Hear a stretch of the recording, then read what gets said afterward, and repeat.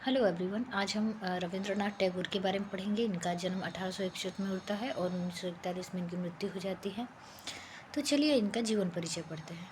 रविंद्रनाथ टैगोर का जन्म 7 मई 1861 को कलकत्ता में एक संपन्न परिवार में हुआ था, जिसमें संभवतः उनकी रचनात्मक क्षमताओं के विकास के लिए अनुकूल वातावरण प्रदान किया। पिता के सारे प्रयासों के बावजूद वे शैक्षणिक क्षेत्र में उच्च डिग्री प्राप्त नहीं कर सके, जिनसे उनका जीवन के प्रति गैर पारंपरिक दृष्टिकोण स्पष्ट होता है। उनका साहित्य सृजन काफ़ी जल्दी देश के लिए राष्ट्रगान, जनगण मन के लेखन के द्वारा तथा गीतांजलि के लिए उन्हें 1913 में नोबेल पुरस्कार प्राप्त हुआ, जिसे काव्य संग्रह के प्रकाशन के साथ प्रारंभ हो गया था। रविन्द्रनाथ टैगोर की रचनात्मक प्रतिभा, अभिव्यक्ति तथा स्वभाव में सर्वव्यापी थी। साहित्य, संगीत, कला, विचार, गतिविधियाँ, शिक्षा, सहकारिता आदि सभी को उन्होंने स्पर्श किया। युगों युगों का भारत उनके माध्यम से अभिव्यक्त हुआ। हिंदुओं की वैदिक ज्ञान आधारित समन्वित संस्कृति कबीर, नानक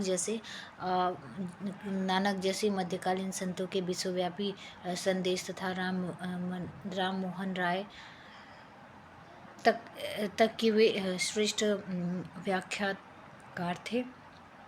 हमारी परंपराओं में जो भी कुछ सत्य था उसे रविंद्रनाथ ने स्वर दिया। 1905 के बंगाल के विभाजन के उपरांत टैगोर के जीवन में एक महत्वपूर्ण निर्णायक मोड़ आया। प्रचंड विरोध के संवेद स्वर को टैगोर ने अत्यधिक सशक्त किया। उन्होंने देशभक्ति में बंगाल के ग्रामों के सौंदर्य तथा वहाँ के लोगों के जीवन का वर्णन करती शानदार कविताओं और लघु कथाओं के माध्यम से योगदान दिया।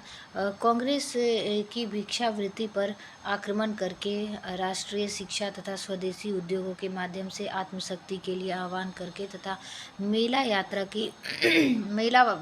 के माध्यम से व्यापक जनसंपर्क तथा शिक्षा व राजनीतिक क्रियाकलाप के मातृभाषा के प्रयोग के विचारपूर्ण सुझाव देकर सीधे रूप से योगदान दिया।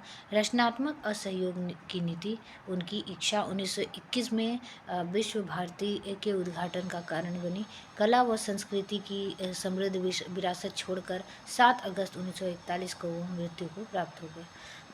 यह रोचक है कि समय समय पर सामाजिक राजनीतिक समस्याओं पर उनकी स्वाभाविक रूप से प्रतिक्रिया व्यक्त करने की इच्छा के कारण साहित्य और संगीत के उनके जन्मजात लगाव में कभी कभी बाधा पड़ती थी। अतः किसी भी प्रकार के विचारधारा जन्य झुकाव तथा सैद्धांतिक दावेदारी न होने के कारण उस समय की महत्वपूर्ण सामाजिक राजनीतिक समस्याओं पर टैगोर की प्रतिक्रिया संभवतः धरती के एक जिम्मेदार प्राणी होने के कर्तव्य के आह्वान का प्रत्युत्तर थी। इसलिए अपने समय के कई महत्वपूर्ण वाद विवादों में उन्होंने सदैव स्वयं को शामिल किया, चाहे वो विदेशी वस्त्रों तथा शिक्षा को बहिष्कार से संबंधित हो या भारत राजनीति के प्राचीन मूल्य हो,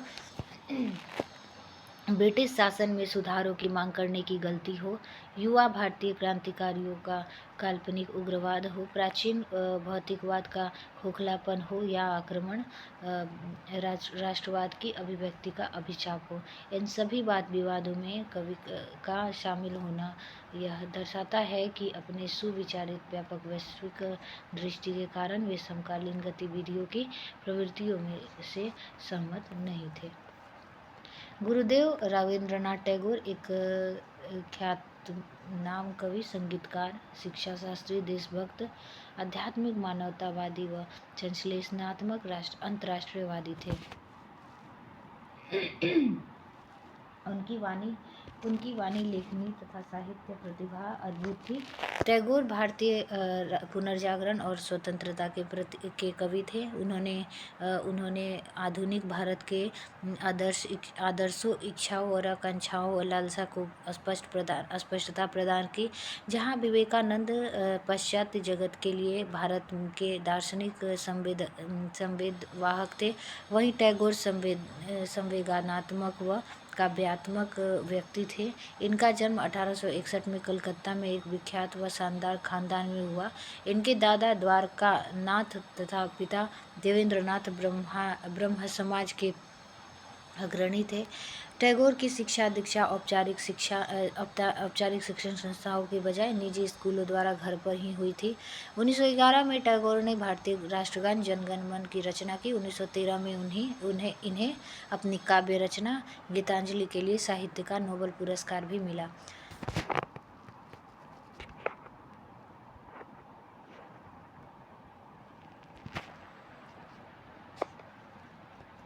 गुरुदेव ऐसे कवि थे जिन्हें भारत व बांग्लादेश, अमार सोनार बांग्ला, 2 राष्ट्रों का राष्ट्रगान रचित करने का श्रेय है। टैगोर ने 1905 में बंगभंग आंदोलन में भाग लिया और 1919 में जलियांवाला बाग कांड के बाद ब्रिटिश सरकार को उनकी नाइटहुड की उपाधि विरोध स्वरूप वापस लौटा दी, जो उन्हें जॉर्ज पंचम ने 1915 में दी थी। 1921 में इस शिक्षा शास्त्री ने पश्चिम बंगाल में विश्व भारती के नाम से शांति निकेतन सुरम्य प्राकृतिक वातावरण में विश्व विख्यात शैक्षणिक संस्थान की स्थापना की। 1951 में इन्हें केंद्रीय विश्वविद्यालय का दर्जा दिया।